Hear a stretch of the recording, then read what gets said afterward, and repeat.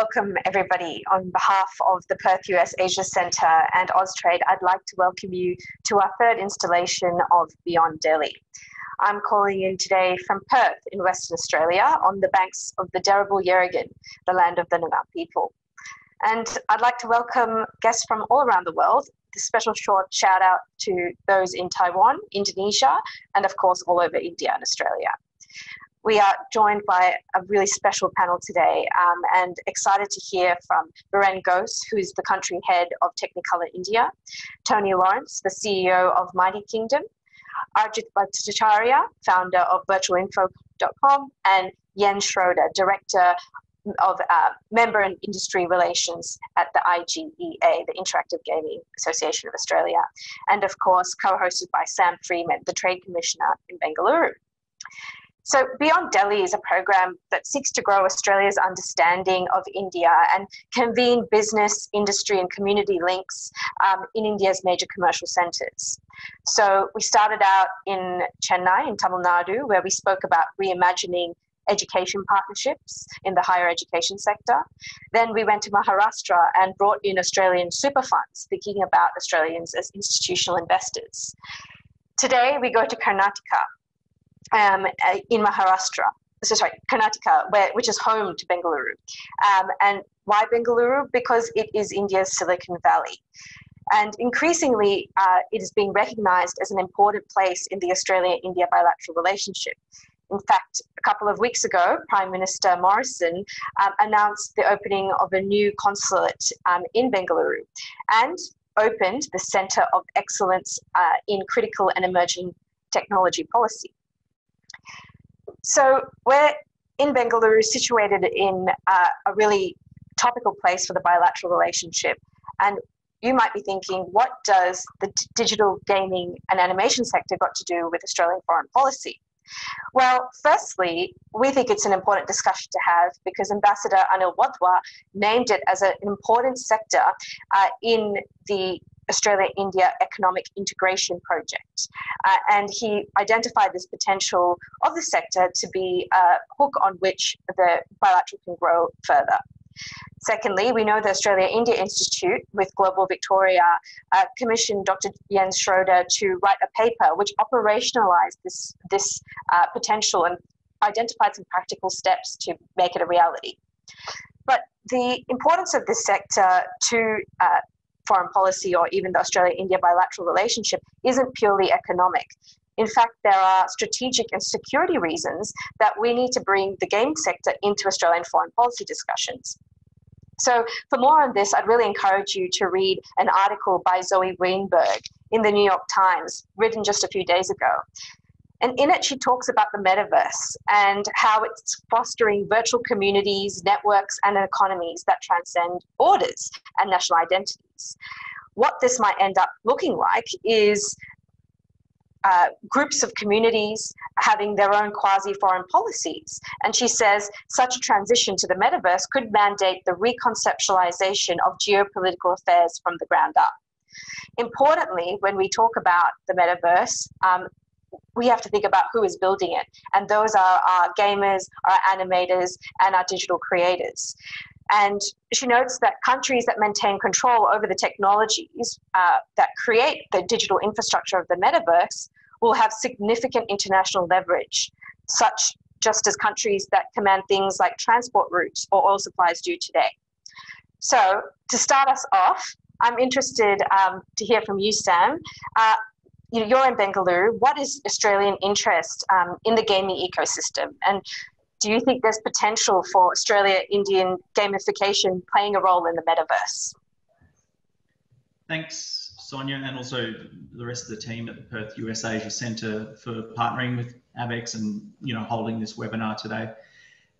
As someone that lives in Bengaluru, it's great to see an expanded view of India beyond Delhi.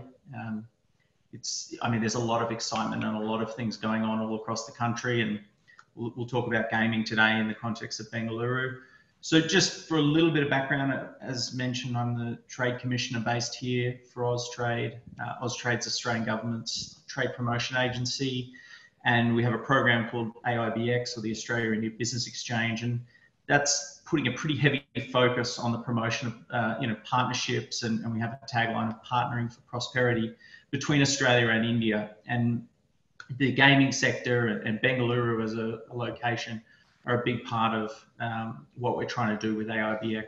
So in the last couple of years, with the gaming sector, Australia's seen a growth around 6% year on year. We've got a revenue of around $3.4 billion at the moment. There's obviously, it's a long-term play, because for a lot of people, this is a fairly new and emerging sector. For some people who have been in it for a long time, they doubt that. But I think for the wider population, this is something pretty new. But we've seen a huge acceleration through the COVID-19 pandemic, with people being at home and taking more and more interest in their online lives, and that's really kickstarted the metaverse, as you call it. So for us, I think we see India as, I think it's the 4th largest online gaming market globally.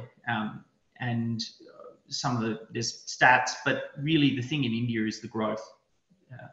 There's a huge amount of growth in India, and specifically in Bengaluru. It's projected that it'll be double the size of the industry it is now by the sort of 2023, 2024.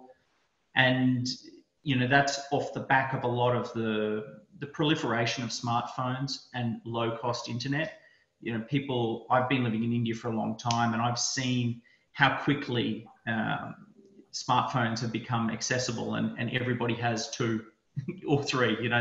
There's multiple in every household, which is a huge move from where it was 7 years or 8 years ago when I first came here.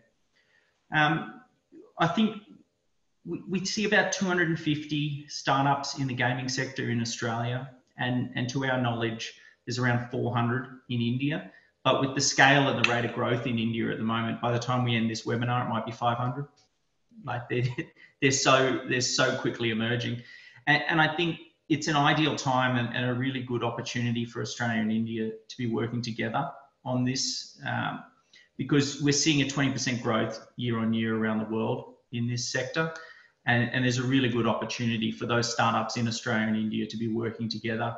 And India should be, for those startups from Australia, India should be your #1 market. And I say that biasedly as the TC sitting here in Bangalore, but with the rate of growth, with the number of startups that are emerging in this country, it should be the #1 place for Australian companies to be looking at. So that's just a little bit of background. I think we've got so many knowledgeable people on this webinar today. It's better to hand over to them to get into some of the details. So thanks, Sonia. Thanks, Sam. I'd like to now turn to Biren. Biren, you are also in Bengaluru. I'm interested in knowing a little bit more about the Indian industry and their international ambitions, and how even countries other than Australia, Canada, the US, how those industries from those countries engage with the Indian sector. Thank you very much, and good morning, good evening, good everything to everyone on the call. Just delighted to be here for my 3rd or 4th interaction with Australian industry. We've had the pleasure of bringing 2 delegations there before. We've had the pleasure of having 1 delegation here to Bengaluru, and we signed with Melbourne an MOU that needs to get some post-pandemic dust off it and move forward. But in a nutshell, I think we're all part of this post-pandemic, if I can call it that, puzzle about how things have shaped in these last 1.5 years.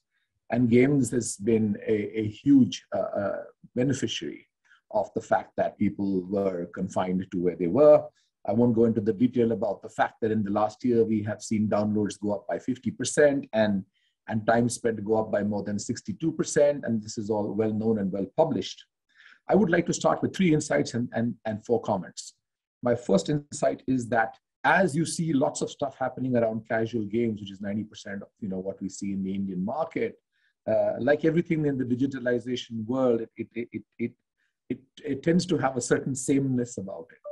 And I think what people are now looking to do in the next level of growth and opportunity is to see how to drive further customer experience, right? This whole CX factor, which is influenced by the social elements of what's happening on the internet and the access that people have across the country, is really going to drive the whole story. On the flip side, I think for people to get together and work in Australia and India and so on, while things have become easier, there is also this huge conversation around technology, talent that everyone in the world is looking to find and not able to do so. And I think, therefore, for us to collaborate, I think there are opportunities all the way from the creation of talent to the creation of content to the creation of distribution and so on and so forth. And I think we need to bucket them in those ways. To do that, we've got a $7 million grant from the government of Karnataka 4 years ago, half of which has been deployed in creating some things that don't exist, but a huge benefit to the industry here. We have a 200 camera rig just doing photogrammetry, and we've got now education institutions coming in there and looking at what's to be done. We were really inspired by seeing some of those installations at the university and research level when we came down to Melbourne. And I think we said that it's the government's jobs to build roads, and it's the private sector's jobs to buy cars and drive on it, right? So if I was to make the analogy, I think one of the things that we could be doing in if you like, an Australia-India corridor for games could be a fantastic way for us to really focus on something. And I will engage with Sam and Jens and Tony and everyone else to see how we can make that happen. I think it's fantastic that we have the ambition on both sides to look at critical and emerging technologies. And I will send a special invitation through Austrade for the 3rd to 5th of February, when we come back with our first hybrid GAFX, which is games, animation, and visual effects. It's a conference that reached about 4,000 people a day, and I think members of the Australian consulate here have been participating in that before, and we'd love to see people come back and collaborate on that. The two other points I think that are really important is the Western world in Europe and the USA have leveraged Indian talent by actually setting up here, by collaborating here. And you know, there are companies like the one I work with that have actually managed to create if you like, a co-innovation, a co-production method by which the digital world allows us to seamlessly connect and leverage, you know, where work can be created. And I think in the pandemic, it has just become even more widespread as a network. So the Center of Excellence, which we have for gaming in Bangalore, it's animation, visual effects, and games, which is now 3 years old, of course, crippled a little bit by 1.5 years of the pandemic, has an incubation center, you know, for about 60 seats. It has got studios that have started up here. There are 71 startups when we last counted it. And, you know, I echo Sam's comment that I have no idea who started in the last 3 hours, but we have 71 startups that have really grown. You know, I am personally, you know, very keen to see what happens with esports out here. We have our first unicorn MPL that proudly has its logo on the t-shirts of the Indian cricket team and many other teams everywhere. And of course, we are also working. I'm speaking here today much more as a vice chair of the CII, the national you know, the gaming and animation kind of committee. But I've also been 8 years kind of driving the local association ABI, which is our government, which is the single body through which the government uses you know, its investment vehicles. And we are now in 27 colleges, et cetera, et cetera. So I do believe that the idea to continue this conversation, you know, we can't build a gaming empire in 1 hour, but I think we can sow some seeds here for sure. And I think that the appetite is there. The hunger from consumers is there. I think there's a critical mass that is already developing at a galloping rate. I would put the CAGR for games as somewhere in the region of 35%. It could go up and down by a few, but it's certainly galloping at a speed that Sam referred to, which will, you know, double its size every, you know, 2.5 to 3.5 years for the moment. And I think then you'll see consolidation take place. And my last point really here is that, you know, it would be fantastic if we can continue this conversation by Australia becoming a country partner at the biggest event that takes place in India, and to have all of you here physically and virtually, depending how that little bug that's troubling us behaves during this time. So I think with these words, I will just say that there is an opportunity, and I do believe, Sonia, that your comments about how this opportunity is larger than games is very true. I have predicted, and it is already happening, that people are using game engine technologies for virtual production of animation, of movies, of TV. It's all here and now. And companies like ours have been creating, for the biggest studios in the world, we've been creating, digital avatars and digital humans and stuff like that. And I think the metaverse is something which is arriving quicker than the film that you saw a certain gentleman announce the meta with, was actually substantially also worked on in Bangalore, 2 floors above where I'm sitting here. So everything is possible if we can put our hearts, heads, and minds together. And I'll just leave this open for questions and comments going forward. But thank you very much. Thank you, Biren. What a great platform to take the conversation to. I really like the idea of, at the end of the discussion, finding those specific things, whether it's being a country partner or being a gaming corridor, and we'll return to that. And I think the regulation of both governments of the industries will be an important part of this. And I'd like to return to you about that. But for now, Jens, often, in our Beyond Delhi series, every sector we've talked to has talked about this incredible potential. But as Australians, we have never quite figured out where we fit in taking advantage of this scale or of collaborating or of partnerships. Tell us a bit more about your research into this, where the pain points are, and how you see we can make Biren's idea, what needs to be addressed before we can make Biren's ideas a reality.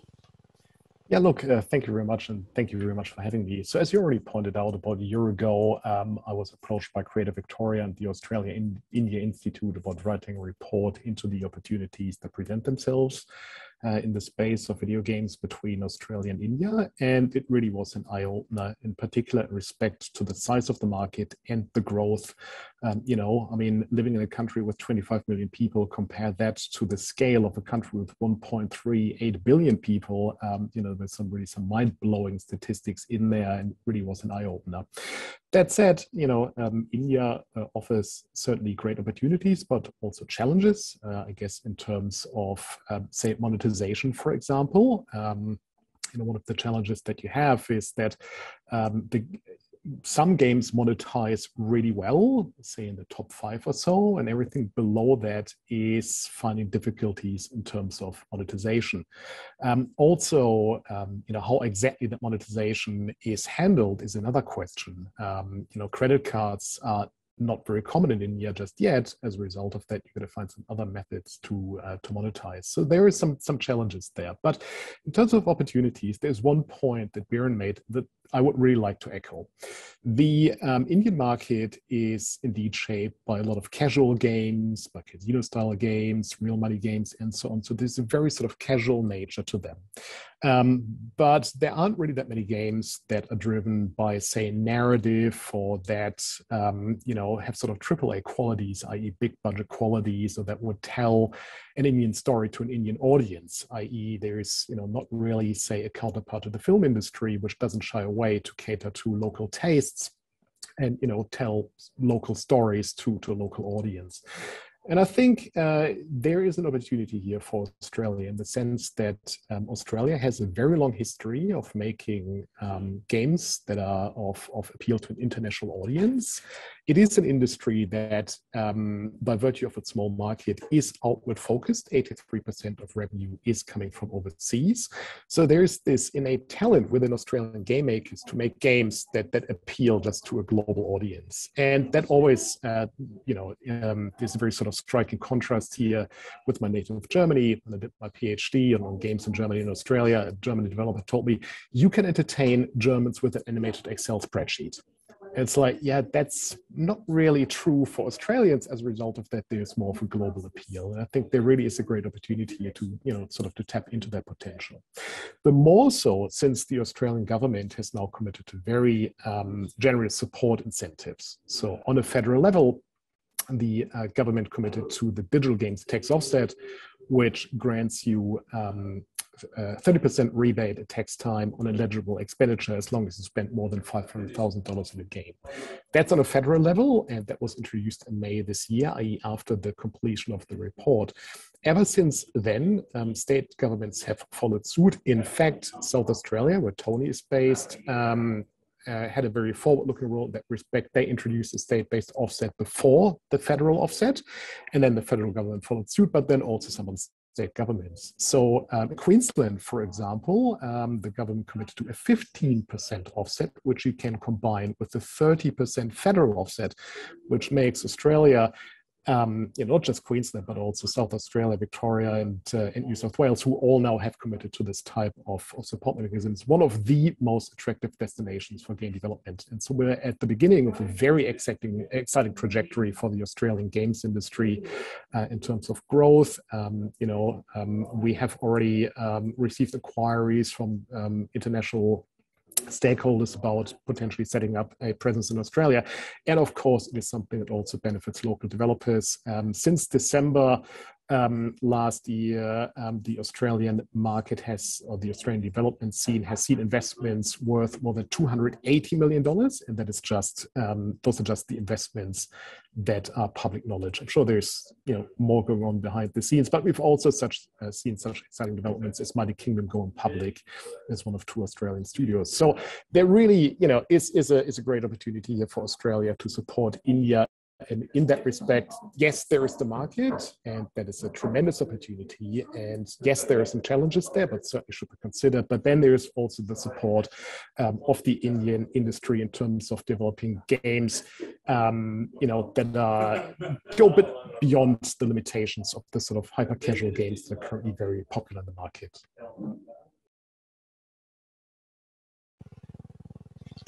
Thanks, Jens. That's really interesting reflection on what is Australia's unique value proposition to the Indian gaming sector, and that high-end development narrative storytelling seems to be one that you've identified. Tony, does that resonate with you, and what Jens' comments around the opportunity in India, but also some of the difficulties in finding partners there? Where is Mighty Kingdom at, having recently broke new ground with your listing? So yeah, interested to hear from you. Sure. I think working in India and working with Indians is something that we're very interested in doing. We have collaborated with Indian companies before, particularly in the casual market. And I think to go from there, from what Jen was saying, is there is basically a minimum tax offset available in Australia of around about 40% based on operational costs. That will see a large investment, a huge investment in developing games in Australia. What I'd say to counter that, though, is the skill set involved. We're a gaming industry that has about 2,000 developers, and that's it, working professionally in the country. Probably isn't going to be able to cope very quickly to be able to come on to take advantage of that investment coming to Australia. And that's where we'd look to somewhere like India, who is famous globally for the skill sets they offer, particularly in games. As Biren outlined quite successfully there, that it is a country that's known very well for its large studios, whether that be Technicolor, or other studios, to looking at animation, at looking at game development and using game development technology. So it's a population that has a skill set and a skill base that is already supporting the games industry. And even if it's not done, that's the case. So that's one of the first opportunities for Australia and India to collaborate on, is that we're going to scale very quickly. We're probably going to need a lot of help in doing so. And India is a place which has the skill set to help us be able to do that. And the second thing, I think, again, coming from what Jens was saying, is that it's an interesting market. I think, like all Asian markets, it's very much its own thing. And I think there's a story I have from a friend of mine who had a publishing deal in China, a similar size population.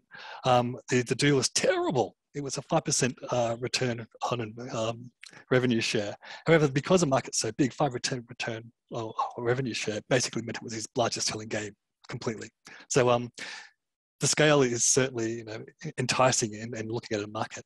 The difficulty with the Indian market is it's also very disparate and decentralized, and working and that has its difficulties. And someone from Australia who's used to working with European and US and North American markets, we don't have that experience. So there's actually a need to partner with Indian companies and publishers to have some success in India. It's not something we can do by ourselves. It really isn't.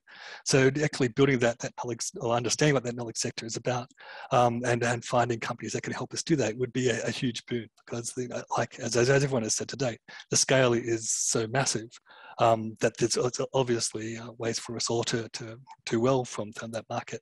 So there's several ways that Australian developers can benefit from that, whether that be collaborating through developing content or having access to a market that we have little understanding about. Again, to go from what Jen was saying around about looking at narrative, yeah, I mean, Mighty Kingdom, we love narrative games, and the games we've collaborated previously with Indian companies are all about narrative. And culturalization specifically to India is something we'd be looking for. Quite clearly, we'd be looking for something similar, so we could also have those games elsewhere in the world. And as Biren said, let's make a cricket game.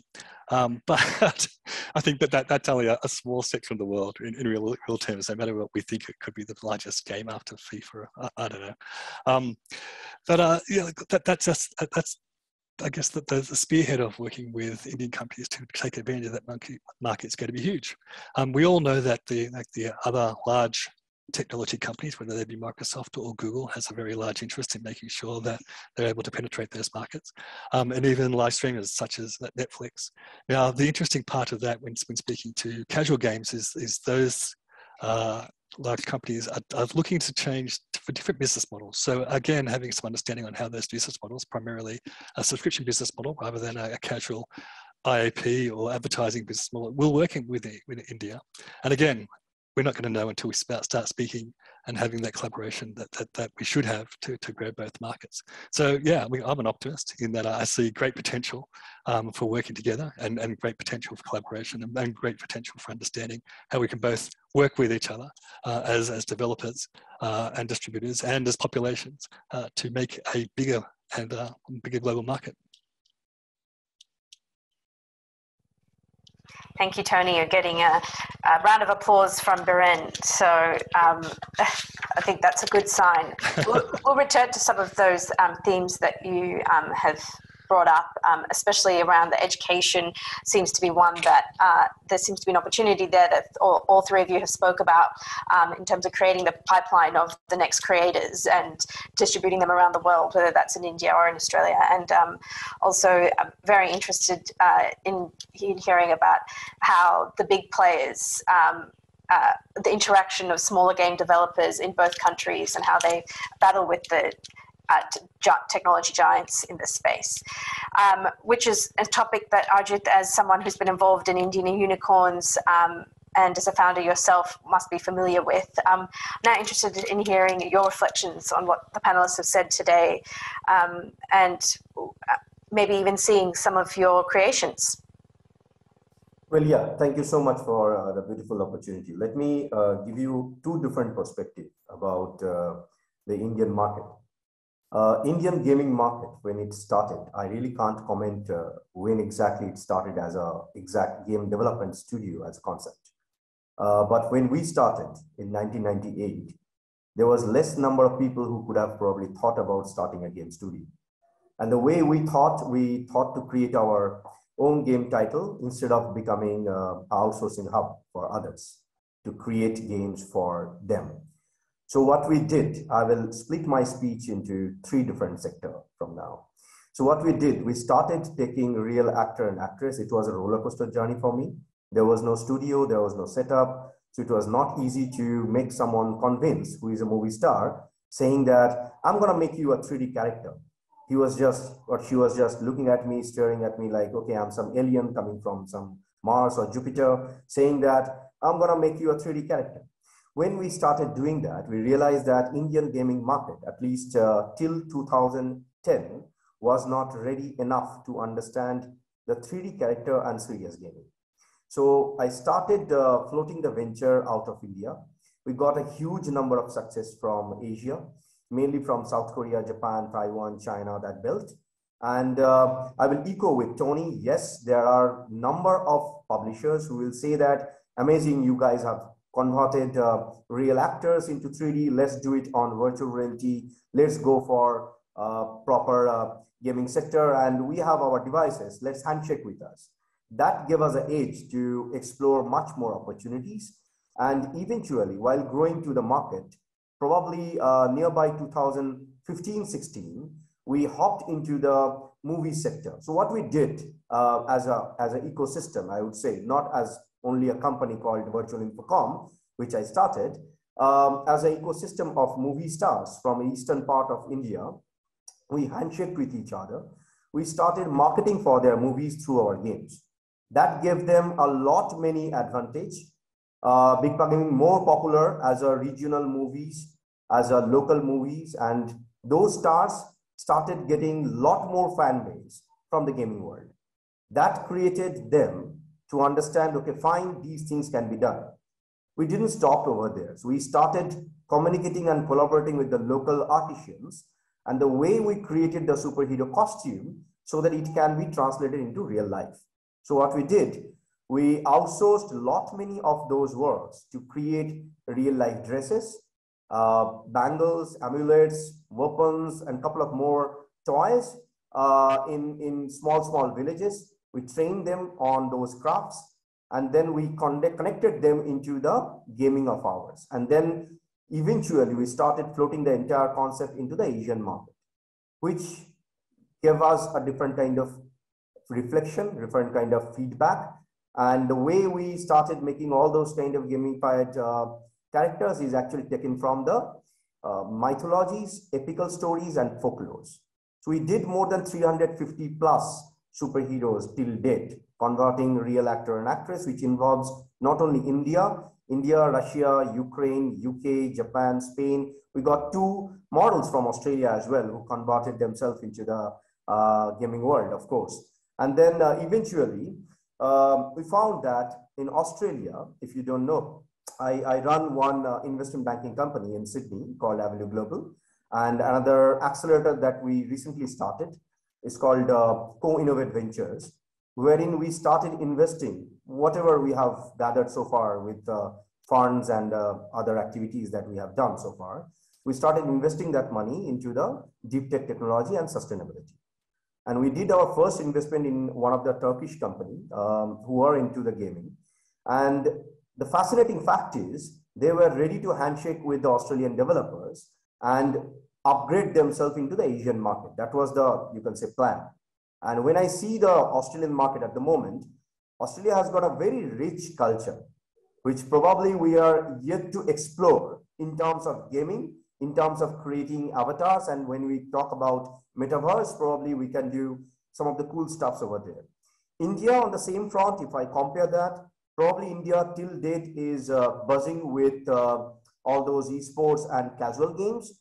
Probably Indians, as an Indian, as a whole, on a monetization model, will take some amount of time to understand the AAA standard game, and then probably adopt that into the Indian continent. And probably that context is much more needed nowadays to understand how to go for those kind of proper game instead of hyper casual and casual games. Hyper casual and casual is great for people who are probably traveling. They are not gamers. They are actually users. So when we talk about gamers, probably we need that community to come forward. And I can echo with all those 450 plus indie studios wherein we are connected with each other. These guys are amazing. And I will not talk about more biggies. Rather, I will echo with those people who have got only 5 people in their company, who have got probably 10 people in their company. They are sustaining. They are making money. They are in revenue stage. They are not looking for probably fundraising. They are looking for more of handshaking with some other company who can uplift them. And that's what probably we need as a relationship between India and Australia.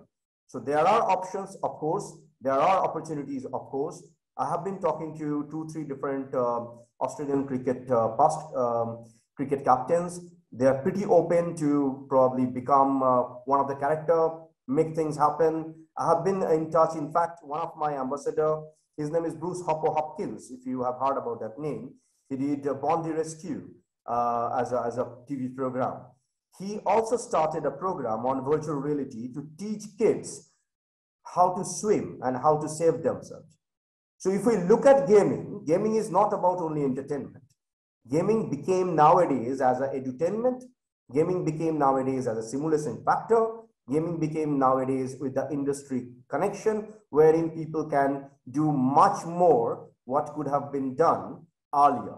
So it became a technology, a platform, rather than only an entertainment. Probably that will add some value. Thank you, Ajit. It's a really good place to start the discussion of, when we're talking today about gaming and animators and creatives in the digital sector, it's not about only games on the phone. It's about education. It's about health. It's about experiential, modes of learning and connecting with people. And though I'm going to bring it back to a less exciting space.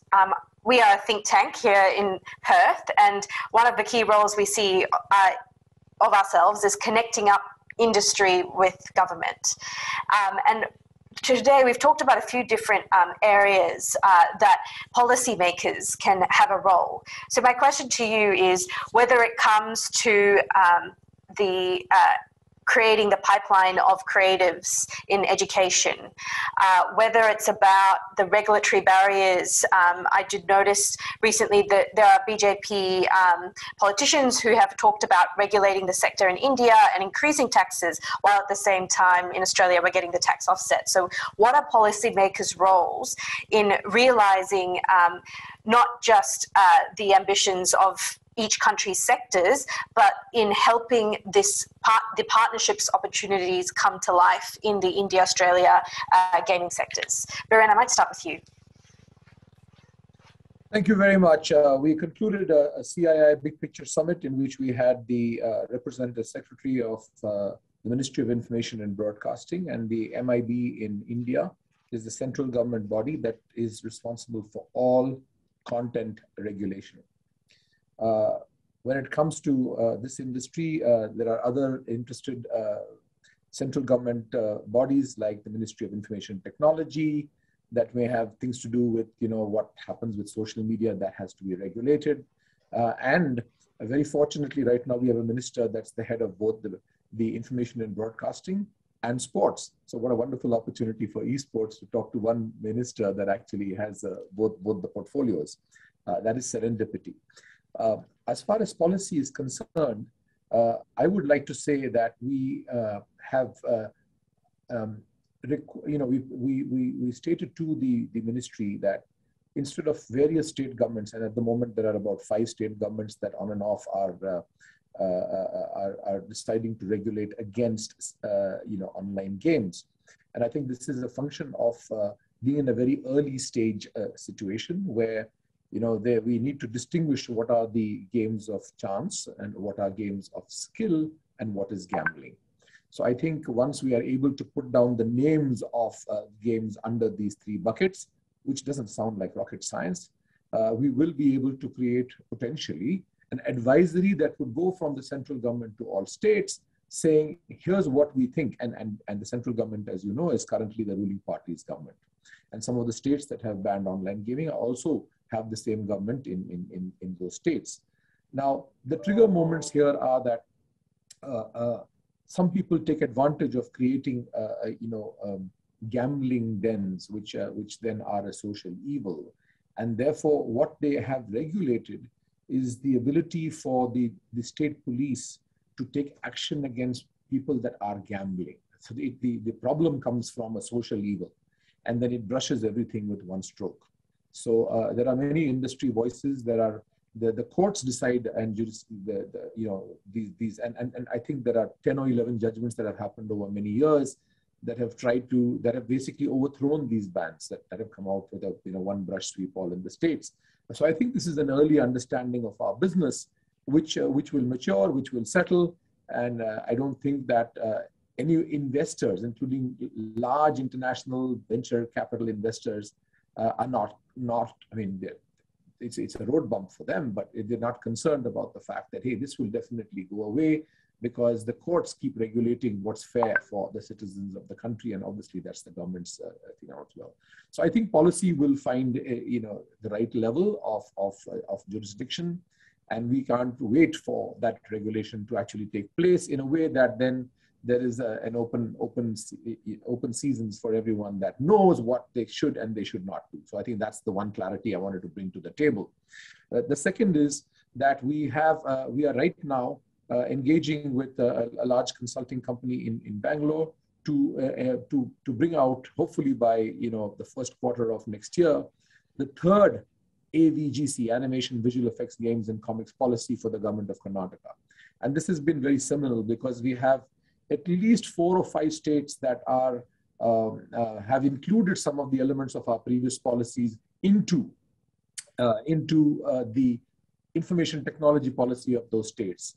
And in fact, it opens a portal for local companies to start talking about things like funding. Startup funding obviously is really important. We're just finishing the 3rd round of something called Elevate in Karnataka, where 100 companies get funded to start up. And I can tell you that animation and games have probably had about 15 or 20 awards for people that want to create content or create new technology and so on. So it's happening in that way. And on the talent front, I must tell you that we have the equivalent of around about $500,000 to $1 million rupees that is given to us at the association level in ABI, that we then go to government art colleges in tier 2 and tier 3 cities of the state. So not only beyond Delhi, but beyond Bengaluru as well. We look at and I think this program has been going on for 10 years now, almost 9 or 10 years. And the first 7 colleges that we gave a 3-year grant to have gone back and made it part of curriculum and have been able to get substantially higher monies from the Ministry of Skills Development. So our job as industry leaders is to kind of light the candle that becomes something bigger. And I think that we are now looking to see how the CSR funds of established companies can work together with government funds from the skills department in order to make that into a far larger play. I can also tell you that it's really important to continue to engage with the central government, because for some years now, they have been talking about a national COE for animation, visual effects, and games. I think the states in India, like in Australia, will all want to jockey to see which state gets it. You and I can guess, that one state has more tailwind than the others. But having said that, Telangana, which is, Hyderabad, has already worked with the software technology parks of India and put up starting a gaming COE, which will take. And in the northeast of India, where we have 8 different states, the Prime Minister is very keen for those states to develop animation, visual effects, and games. So 4 of us, I think, have taken a mentorship responsibility for a center of animation and games and AR, VR, and so on. So there are things, and that has funding behind it from a government source, and have finished their first 2 rounds of looking at startups that don't even know how to make a business plan and come forward. So we have to kind of do a pre-coaching for all this. So there is a lot of stuff that is happening around policy and the clarity around policy. And I think the more articulation that we can bring to the table, the more reference we can bring to the table from what other countries do. And I think by a focus on the kind of corridor that I mentioned. I sit today in India's first technology park, which I think is about 25 or 28 years old, where the governments of Singapore and India put together the idea of an IT corridor for information technology. And that gave birth to the International Technology Parks, which is way out of Bangalore, but right now is surrounded by the whole city. And that is, I think, the kind of impetus that we need, where the state really brings in blessing, regulation, light touch regulation, some amount of seed capital and funding, putting money into something that is not viable. We sold the idea of the $7 million of what has to be invested in the COE in Bangalore because people said, but by the way, this doesn't seem to be a great investment. And we said, exactly. If it was a great investment to put motion capture and photogrammetry and dual camera head capture, etc., if it was a great business, you wouldn't need government. Yeah, we wouldn't need the government, right?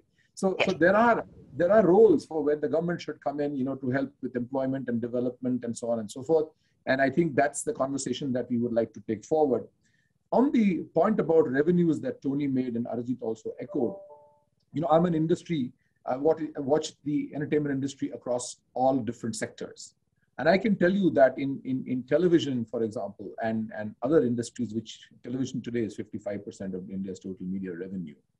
It took many, many, many years to get subscription revenue. It was mostly ad supported.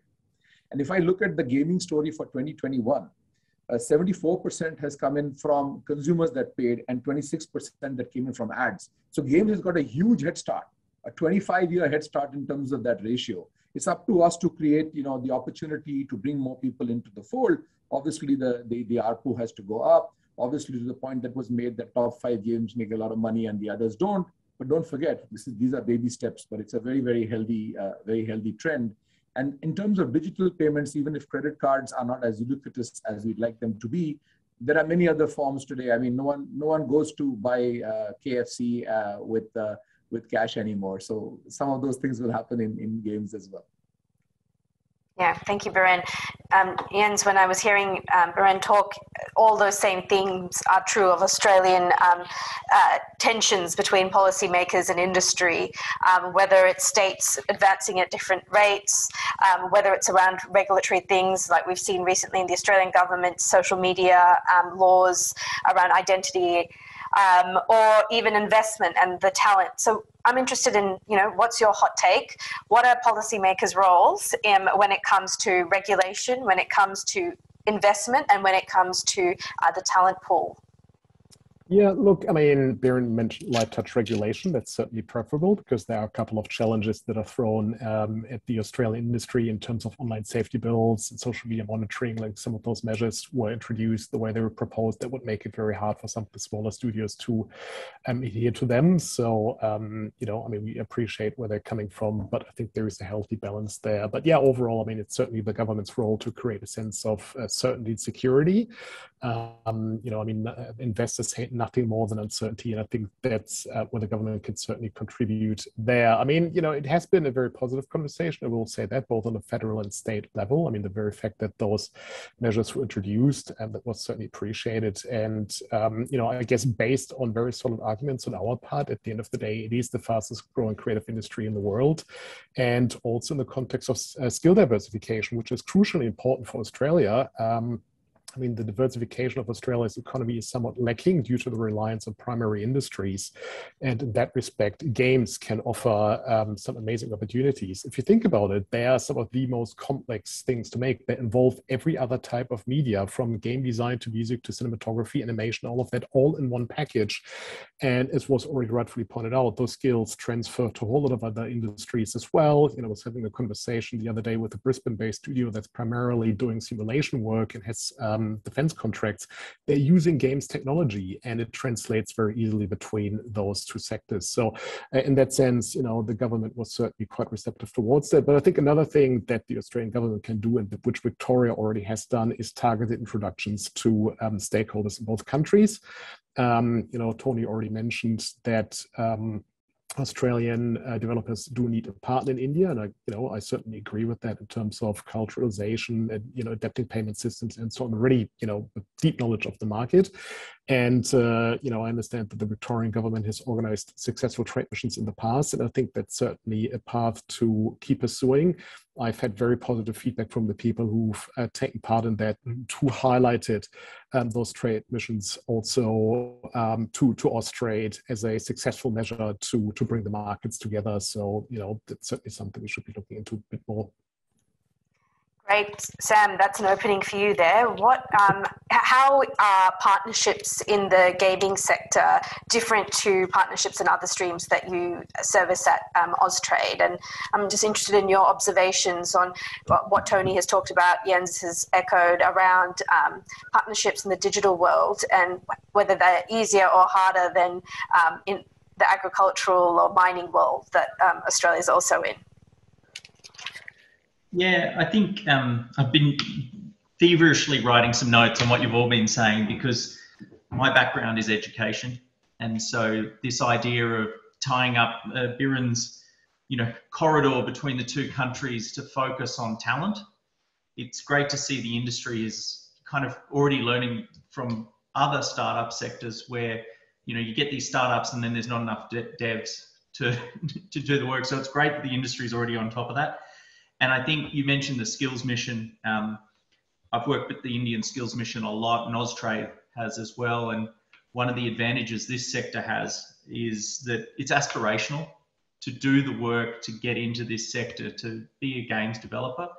So we're kind of a step ahead of, say, some of the more traditional sectors where it's not so much an aspirational job outcome. And that's a huge thing for the youth in India. So there's a real opportunity there.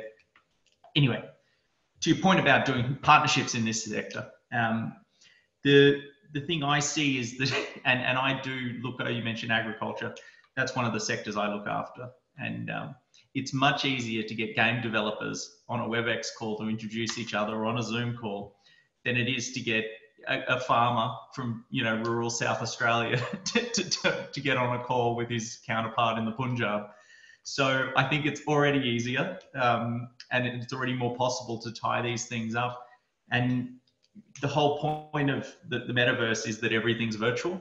So it does lend itself to a much easier way to partner between the organizations. And I mean, a lot of startups these days are offering a work from anywhere kind of approach to all of their staff.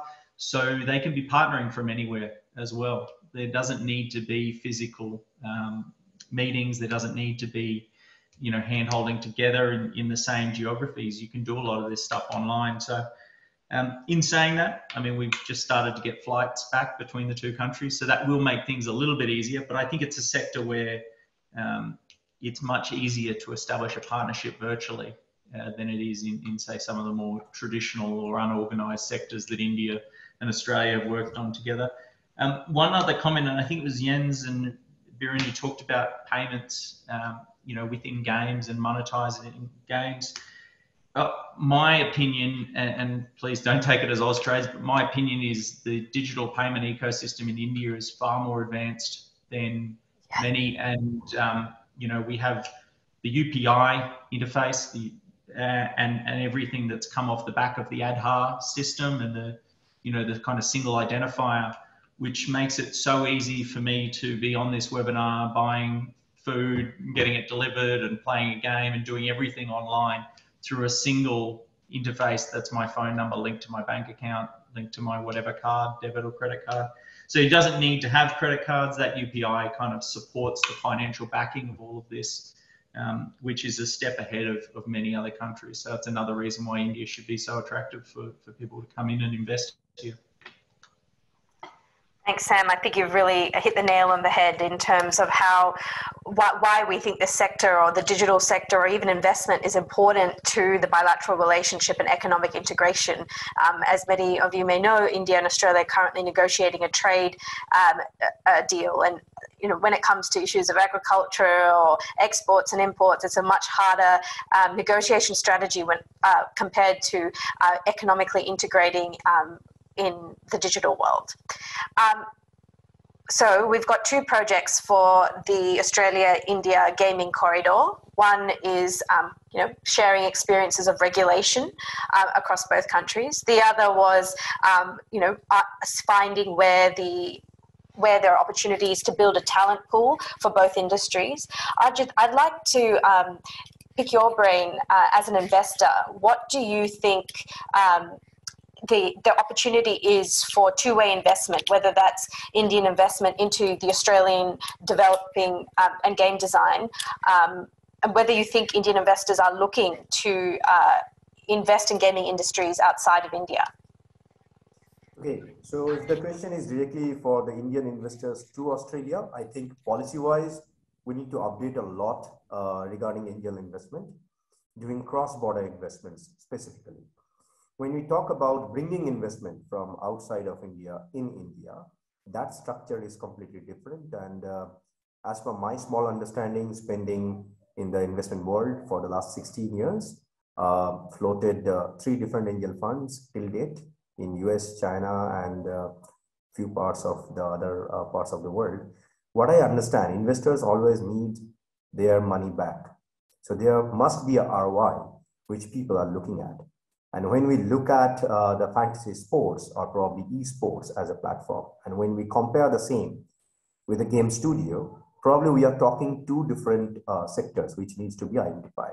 One, are we talking about investing in game, or are we talking about investing in a game company? So there are two different concepts. If we are talking about investing in a game, there are short-term investment that is available in the market. We can go for safe investment. We can go for sometimes as a VC fund, if that is looking for mainly on the investing in the studio. If we are looking for investing in particularly in a particular game, probably we are talking about more publishers and much bigger players who are corporates who are looking for a money float with that particular game. Now there we have two different role players. One kind of role play can be done from the indie studios. Another kind of role play can be done from the established studios. And this is very much possible to go for a cross-border investment with India, Australia as a platform, as a trade and commission, as a body, as a technology, as a body. Australia have got many talents and very specific focus-oriented game developers and artists. When we compare the same with India, I will echo with Biren. We have many people in India who are qualified enough regarding making amazing games, amazing output. Probably what we lack the content part. I'll be very honest, okay? Probably we need some kind of hype, some kind of encouragement to the studios to create proper AAA standard games from India. That's not happening much more, okay? We are more talking about MPL and then Dream 11, which is not at all related to such kind of game. I'm not commenting about betting. We have more policymakers who can actually comment on that. I'm not commenting on skill gaming. Rather, I'm commenting on proper gaming, which we have probably seen for decades and decades, which actually evolved humankind and created more money and created more skill set rather than these fantasy sports and skill set games. You know what happens when you create that kind of talent pool? You create AI engineers, you create network engineers, you create database programmers, you create data scientists, not only game developers or game artists or animators. So these byproducts usually evolve the market as a whole. And when we look at the investor perspective, there are impact funds who are looking at those kind of effects. So when we talk about bringing investment in a studio, a game studio, maybe a technology studio, this can only happen if we can show that bigger picture to the investor, how this can be done. So are we talking about the seed capital? Are we talking about series A or B? It doesn't matter. In today's world, smart investors, they do understand how to invest, where to invest, and how to create name plus money along with that. I think that's needed much more rather than only money and grants. That's my small take from the industry, that whatever I have learned from my 95 countries connection. So far, so good. That was very valuable, and I liked what you were talking about storytelling and about the kinds of games that a gaming Australia India gaming corridor should aspire to. And as a foreign policy thinker, that really resonates with me, because one part of this discussion is, games are telling stories about our cultures, our communities, and about our values, and whether that's democratic values or our shared liberal democratic values of both India and Australia. And therein lies the interest of whether it's indie developers or even large-scale developers in both India and Australia competing with developers from the US or China, and asserting our own stories into the world, and for people to participate in that. Tony, is this something that you are seeing more of in your work? Or I'd just like to get your closing reflections on where this discussion has gone, and as a business, what you think the next step is to go from this really vibrant discussion, Jens's work in his report, to what's the next step to actually realize this in reality, not just virtual reality. Sure. I think, look, there's a lot of learnings between the two countries, and there's a lot of similarities to some extent. I think when we look at the Australian regulatory regime, it is fairly light touch, and that's really because there hasn't been a lot of focus on games. And what we find is as Biren was saying, we get caught up in all kinds of regulations from adjacent industries rather than something dedicated to what games industry is like. And for me, India is this dichotomy of when I hear Ajit and Biren talk about content creation. I mean, India is the largest film industry in the world, right? So the content's there, the stories are there. And it's really about how do we take advantage of that, and how does India take advantage of that? Now, what's different between the film industry and the games industry is the outcomes and the outputs, in that they are distributed globally with a click of a button in its simplest form. Their skills output can be used across many different industries. It's not just the film industry or the games industry, it's education, it's defense, it's many different adjacent industries. So essentially, if you're having an investment regime, and again, Australia's investment in games is fairly unsophisticated compared to that of Europe or North America, is that making sure that the education is around, well, here are the multiple different outcomes you can achieve by investment in games. So I think, like, between Australia and India, we're on a fairly close path in that our understanding and investment in games hasn't been too great, but that investment is coming. And as both countries clearly have expertise and a long history of developing content and telling our stories, why can't we tell them together? Thank you, Tony. That's a really optimistic note to end on. And for our public public attendees, you would be happy to hear there's a lot of chat happening between our panelists about taking this conversation beyond today's webinar and sharing this conversation with policymakers both in India and Australia. Thank you all for joining us. This has been a real insight for everyone to explore a whole new world of e-gaming, and shared with such great expertise from Biren, Jens, Tony, Arjit and Sam. Our next installation of Beyond Delhi will be in Andhra Pradesh and focused on the space sector. We look forward to joining you then, but thank you very much to our fantastic panelists and to Austrade for helping put on today's webinar. Goodbye. And may I just say, Sonia, that you took us through the 1 hour like a knife through hot butter. So fantastic job on your part. Thank you so much. Thank you. Thank you, everyone. See you next time. Thank you so much. Take care.